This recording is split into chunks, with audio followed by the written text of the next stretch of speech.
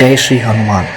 अगर मैं आपको कहूँ कि ये रात बस में जो हुआ वो देख के अमन को आज भी ठीक से नींद नहीं आती, तो क्या आप मेरा विश्वास करोगे?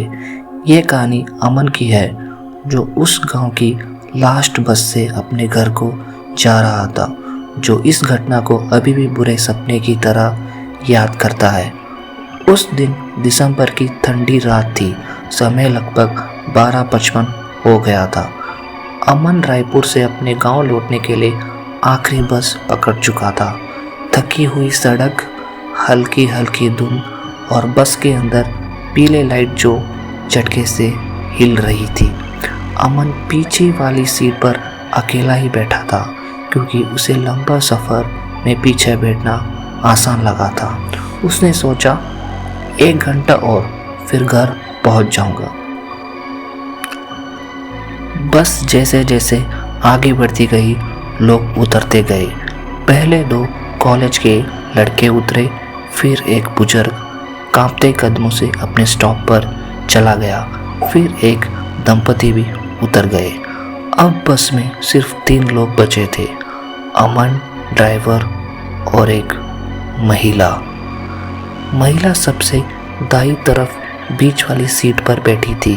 सिर पूरी तरह काली शॉल में ढका हुआ था, चेहरा दिखता भी नहीं था, सिर्फ ठंडी स्थिरता। अमन ने सोचा शायद अकेली यात्रा कर रही है, ये तो नॉर्मल बात है। बस जैसे जैसे गांव के रास्ते में जा रही थी, धुंध और गहरी हो रही थी। बस के फ्रंट लाइट मुश्किल से सड़क की चीर पार रही थी।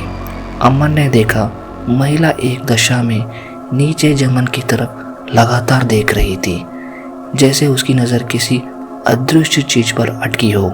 उसका शरीर बिल्कुल नहीं हिल रहा था, न गर्दन, न हाथ, न पैरों का कोई मूवमेंट, जैसे वह चलती बस में भी पत्थर की बनी हो। अमन को थोड़ी घबराहट हुई, पर उसने खुद को समझाया। बस एक तेज मोड़ पर पहुंची, झटका लगा, अमन हल्का आगे की तरफ गिरा, मगर महिला वैसी की वैसी, सिर का झुकाव भी नहीं बदला। अमन को लगा ये कैसे हो सकता है, क्या ये सो रही है या बेहोश? उन्होंने ड्राइवर को आवाज़ दी, भैया पीछे वाली मैडम ठीक है क्या? ड्राइवर ने कांच से जाकर देखा, कहा ठीक ही होगी साहब, रोज़ रात को यात्रा करती है। अमन चौंक गया। रोज? ड्राइवर ने बातें आगे नहीं बढ़ाई। बस एक उबड़ खबड़ रास्ते पर झटकों से गुजर रही थी। अचानक धड़क बहुत जोर से कांपी और रुक गई। लाइटें कुछ सेकंड के लिए बंद होने की कगार पर चली गई। ड्राइवर गुस्से में बोला, ये रास्ता भी ना। अमन डर कर उठा और महिला की ओर देखा, और वही पहली बार उसे कुछ अजीब दिखा। महिला की काली शॉल थोड़ा सरकी थी और उसके नीचे सिर्फ गर्दन थी। नीचे वाले हिस्से में शरीर का कोई मूवमेंट नहीं था, जैसे कमरे के बाद खालीपन हो। अमन को लगा शायद उसे भ्रम हुआ है। उसने आंखें मलकर फिर देखा, महिला की कमर के नीचे बिल्कुल भी भार नहीं था, जैसे उसका शरीर सीट पर रखा ही ना हो।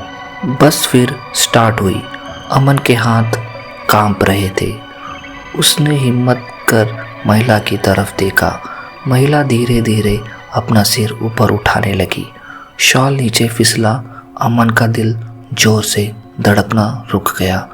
उसके चेहरे पर आंखें ही नहीं थी, सिर्फ काली काली जगह, सूखी गहरी, जैसे किसी ने आंखें जला दी हो। उसका जबड़ा थोड़ा टूटा था, जैसे किसी पुराने एक्सीडेंट का निशान हो। नाक गायब सी और होठ फटे हुए। महिला की गर्दन असामान्य रूप से लंबी थी, जैसे उसे खींचा गया हो। वह धीरे से बोली, आवाज़ टूटी हुई, जैसे भीतर से आ रही हो, काफ़ी देर से देख रहा हूँ। अमन का पूरा शरीर सुन्न हो गया। वह चिल्लाना चाहता था, लेकिन आवाज़ नहीं निकली। अमन सीट से उछलकर ड्राइवर के पास आया, भैया पीछे कोई अजीब औरत है। उसका चेहरा ड्राइवर चुप था। उसकी आंखों में थकान और डर दोनों थे। उसने बिना पूछे देखा, कहा, साहब वो इंसान नहीं है, 7 साल पहले इसी बस में मरी थी, एक एक्सीडेंट में, उसी सीट पर। अमन की सांस वहीं पे अटक गई। फिर आप इसे चढ़ने क्यों देते हो? ड्राइवर ने कहा, कौन चढ़ाता है साहब, वो खुद चढ़ जाती है, जैसे रोज़ अपना सफ़र पूरा करना चाहती हो। अमन ने कांपते हुए पूछा, क्या वो मेरे पास आएगी? ड्राइवर बोला, आपने उसकी तरफ देखा है क्या? अब वो उतरेगी नहीं। अमन के पैरों से ज़मीन खिस गई। वो बहुत डर गया और उसे आगे क्या बोलना है कुछ समझ नहीं आया। बस आखिरकार अमन के गांव के चौराहे पर पहुंची। अमन बिना पीछे देखे भागा। वह जैसे कि घर का गेट खोला, उसने एक गलती कर दी। उसने पीछे मुड़कर देखा और देखते ही उसे एक ऐसी चीज़ दिखी जिससे वो बहुत ही डर गया। जब उसने पीछे मुड़कर देखा, बस खाली जा रही थी। ड्राइवर अकेला था, लेकिन उसकी आखिरी सीट पर वो महिला बैठी ही नहीं थी। अमन राहत की सांस लेने ही वाला था कि घर के भीतर से धीरे धीरे आवाज़ आई, तुम्हारे घर तक पहुंच गई हूँ मैं। अमन ने कांपते हुए अंदर देखा। गैलरी में वही काली शॉल पड़ी थी और फर्श पर गीले पैरों के निशान जो उसकी तरफ आ रहे थे। तो चलिए ये आज की कहानी यहीं पे ख़त्म करते हैं। और प्लीज़ आप हमको बताइए कि आप भी रात की आखिरी बस पर सफ़र करते हैं और क्या आपने भी ऐसा कुछ महसूस किया है, तो प्लीज़